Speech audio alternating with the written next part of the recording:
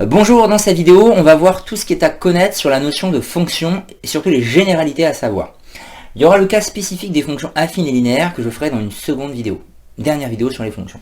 Alors là, mon objectif de cette vidéo, c'est en fait globalement de revenir sur le principal, c'est-à-dire la notion d'image et la notion d'antécédent. Comprendre comment ça fonctionne, comment fonctionne une fonction, mais c'est en gros comprendre la notion d'image. Et aussi, on va voir les différentes justement représentations qu'on peut rencontrer sur les fonctions et comment on travaille avec. C'est-à-dire à la fois lorsque c'est une expression de la fonction qu'on vous donnera, mais aussi quand ça peut être soit un tableau de valeurs, soit la représentation graphique de la fonction. Ces deux formes sont assez associées, justement. Alors donc, mon objectif il est là, comprendre la notion d'image et la notion d'antécédent. On va commencer par le comprendre avec le cas où c'est l'expression de la fonction qui vous est donnée. Ici, on va s'intéresser à la fonction 3x carré moins 4x moins 5. Donc c'est pas non plus une fonction très facile, mais c'est pas très grave, parce que s'il y a des calculs à faire, de toute façon, on aura la calculatrice. Ça va pas être ça le point difficile. Alors le point le plus important, c'est déjà de comprendre la notion d'image. Et c'est écrit ici, calculer l'image de moins 2 par f. L'image de moins 2 par la fonction f. Eh bien, l'image d'un nombre, c'est qu'en fait, on va devoir rentrer ce nombre dans ma fonction et voir ce qui va en ressortir. Ce sera ça qu'on va appeler l'image par la fonction f.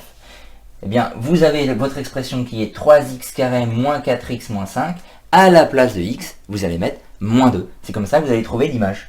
Donc très concrètement, pour un peu plus de couleur, avec de la couleur vous allez mieux comprendre, j'ai ma fonction f et à l'intérieur, à la place de x, je rentre moins 2. Donc ça devient moins 2. C'est le nombre dont je veux trouver l'image. Et je reprends mon expression. Alors il y a un truc finalement à savoir.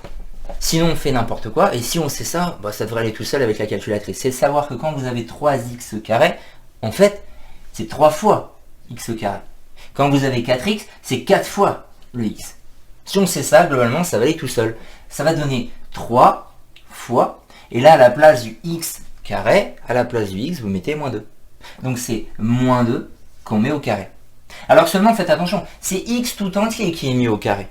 Et x tout entier, sa valeur ici, c'est moins 2. Donc c'est moins 2 tout entier qu'il faut mettre au carré. Donc il faut mettre des parenthèses pour que le carré soit aussi avec le moins.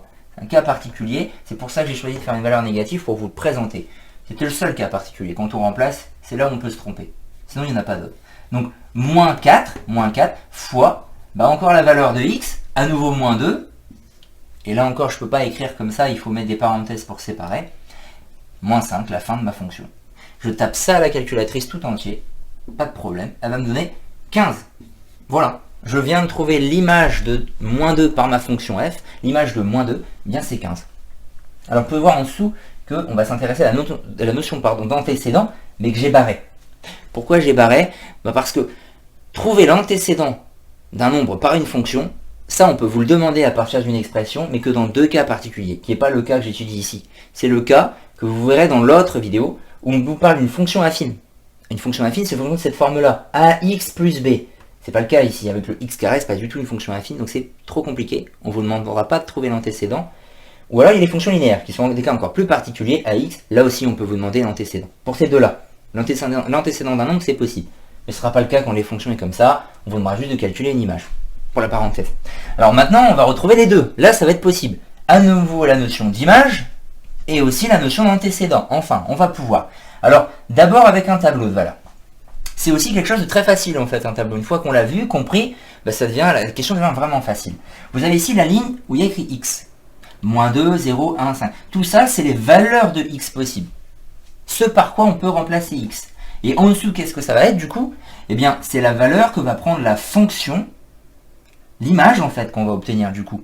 La valeur que ça va prendre si x vaut moins 2. Si x vaut moins 2 et que je rentre moins 2 dans ma fonction, elle va me donner 4. En fait, j'ai directement l'image là. Si j'entre 0 dans ma fonction, elle va me ressortir 3.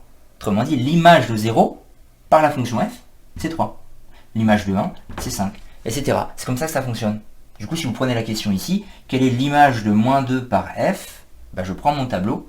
Alors f, c'est une autre fonction. Je l'ai appelé f, mais c'est pas la même. Je vous précise, là-bas non plus, ça sera encore une autre fonction. Eh bien, si je rentre moins 2, ça veut dire que x vaut moins 2. Eh bien, donc l'image, c'est en dessous, c'est 4. Autrement dit, je vais me trouver que f de moins 2, si je rentre moins 2, C'est ce qu'on me demande. Eh bien, la réponse, c'est 4. Voilà ma réponse. C'est ça, l'image. C'est ce que je vous ai mis là. Je l'ai récapitulé ici. Calculer une image, c'est en fait chercher ce que je vais appeler l'arrivée.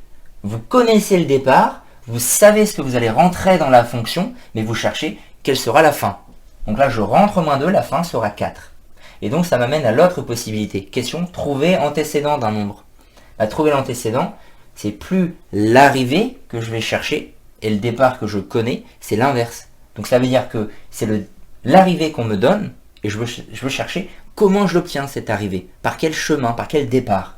Là, la question, c'est quel est l'antécédent de 3 par f. Ça veut dire que c'est mon arrivée 3. Quel moment j'ai 3 comme arrivée? Eh bien, j'ai deux solutions. Je peux obtenir 3 en rentrant 0 dans ma fonction, et je peux obtenir 3 en entrant 5 dans ma fonction. Voilà les solutions, voilà les antécédents de 3 par f. C'est-à-dire, voilà les points de départ. Une manière de retenir. C'est pas un vocabulaire mathématique, c'est pour retenir ce que je vous dis. Donc en gros, qu'est-ce qu'on rentre dans A? Qu'est-ce qu'on rentre dans la fonction, pour obtenir ce nombre? Eh bien là, pour obtenir à la fin 3, on a deux solutions. Soit on entre 0, ou alors on entre 5. Ça n'a rien d'officiel, la manière dont je note ça, c'est juste pour rappeler. Donc, solution, réponse à la question. S'il fallait faire une phrase, on dirait les solutions sont 0 et 5. Voilà les solutions, ce qu'on peut rentrer dans ma fonction pour obtenir 3. Ce sont les antécédents de 3. Bon, je vais faire le même travail ici. Alors là, c'est de la lecture graphique. Il faut aussi savoir comment se placer sur un graphique, c'est important. Vous avez ça. Ici, vous avez l'axe des abscisses, c'est-à-dire les X, donc ce qu'on rentre, ce que j'ai appelé du coup le départ pour aider. Et donc forcément, l'autre axe, ça ne peut pas être le départ, c'est l'arrivée. C'est les Y, c'est les images. C'est ce qu'on obtient à la fin. Et ça, c'est ma courbe représentative de la fonction G. Une fonction G comme ça.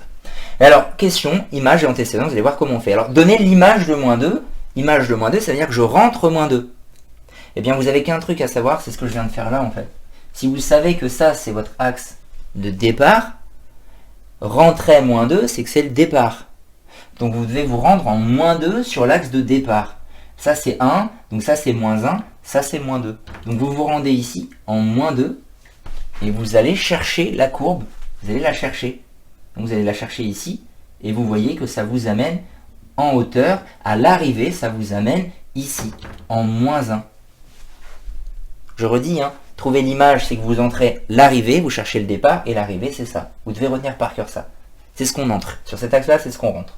Donc -2 me donne 1. Ça veut dire que l'image de -2 par ma fonction, alors ça s'appelle G, pardon, eh bien l'image de -2, c'est -1. Voilà ce qui ressort. Et inversement, antécédent de -2, il peut y avoir un S, il peut y en avoir plusieurs. Antécédent de -2, ça veut dire que ça, c'est mon arrivée. -2 va donc être placé sur cet axe-là. C'est mon arrivée. Je cherche à obtenir -2. À quelle occasion je peux rencontrer -2? J'ai deux solutions ici. Soit en étant là, et donc ça, c'est en entrant 1 que j'obtiens -2.